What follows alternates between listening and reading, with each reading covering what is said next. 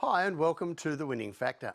I'm Alan Aitken, and on this show each week we take a look at some upcoming races in Hong Kong and try to look for an angle that might be a path to finding the winner. Well, the first race we're going to look at on Saturday at Happy Valley this time is race 2, where our winning factor is the winning combo. Now this is a Class 3 1800 metres in a smallish field where there will be chances given to the top weight Noble Pursuit. Winning Steps is a last start winner up in class. Red Majesty and Sharp and Bright have chances with light handicaps, and I won't be surprised if Fortune Superstar is an improver here, stepping up to a more suitable distance. Now, as I mentioned, we're at Happy Valley, a different venue on Sunday, and I want to focus mostly here on Noble Pursuit from the Casper Founds Yard.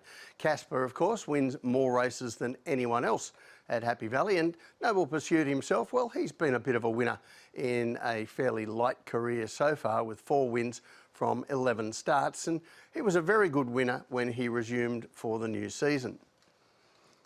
This is race 51. He's in gate 2 here in green colours. Noble Pursuit isn't the fastest to begin, but gate 2 is a big help, and he settles a bit worse in midfield in a pace that is only steady, and rider Hugh Bowman is already unimpressed with that pace by halfway, taking off around the field in the back straight to put his mount into the race. Now he is stuck out wide there for the final 600 metres, but Noble Pursuit is very tough, continuing to lift, and at the end comes away on the line. A very tough win, and he's already a winner over the extra distance of the 1800 metre course, so that isn't going to be a problem, but mostly I want to use him as a highlight for the combination behind him, jockey Hugh Bowman and trainer Casper Founds, because this one has become one of the strongest partnerships in Hong Kong now. As you see on this graphic, last season was a good one for the pair, Bowman's first season as a full-time rider in Hong Kong, but it has been even more successful in what we've seen of this season so far. It looks an irresistible combination, the in-form horse with a very strong trainer-jockey combination behind him, and when we go to the map, the pace looks casual again this time, with only 2 front runners and not much in the way of secondary speed. Although it wouldn't surprise me if Fortune Superstar is a little bit more positive this time. Now, if Noble Pursuit begins okay, we might see him handier in this race, but around Happy Valley and inside gate covers a lot of sins, and if he does begin a bit slowly again, he will still get a nice trip. So the tip from me in race 2, Noble Pursuit, his winning factor, the winning combo.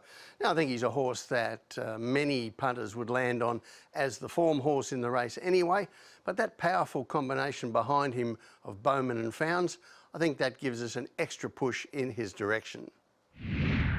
The other race I want to take a look at is race 6, and our winning factor here, the draw.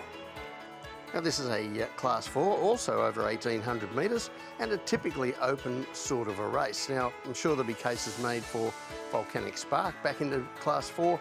Forever Glorious is racing consistently. Charity Gain, a real eye-catcher last start, his first start for David Eustace. And further down in the weights, Jubilation, Arthur's Kingdom and Me Time will all have their fans. So a tough contest, but I think the main focus here is going to be on 3 horses, Charity Gain, and the 2 horses who've drawn gates 1 and 2, Arthur's Kingdom and Me Time. Firstly, Charity Gain, and this is race 87.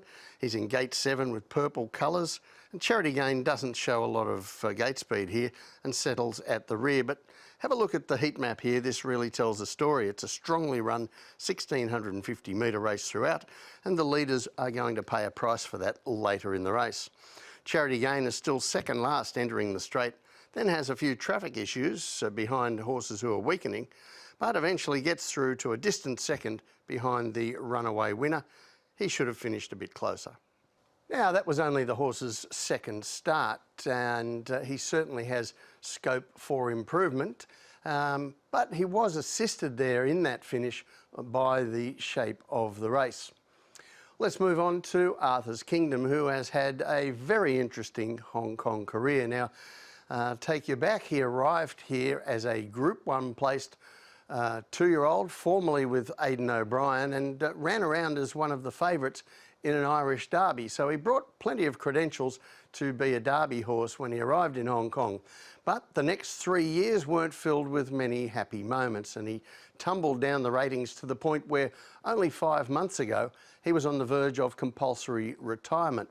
However, the addition of jockey Karis Teeton and some much more aggressive riding tactics, and he has really turned things around. This is his latest, race 47, and in gate 8, Arthur's Kingdom, in mauve colours, is one of the first away, and Teeton makes it clear that he wants the front, the usual tactics now for this one-pace stayer. The first 600 metres isn't all that fast, but then Teeton picks it up and Arthur's Kingdom runs along in a strong final 1,000 metres, and that really tests the ability of those behind to maintain a sprint for a long period of time. And it also plays into Arthur's Kingdom's own game, which is stamina. They simply have no answer behind, and he comes away to win easily. Now, he rises in grade on Sunday, but as mentioned, he previously came here in Class 2, so he should be well up to Class 4. The other horse we're looking at is Me Time, and I'm going to go back to his final run last season for the best pointer to his chances here. This is in July, race 798 last season, and in gate 3, red and black colours with a white cap. Me Time is not the fastest away, but that isn't really a negative in this race. As you can see, the heat map bears quite a few similarities to the race we saw with Charity Gain.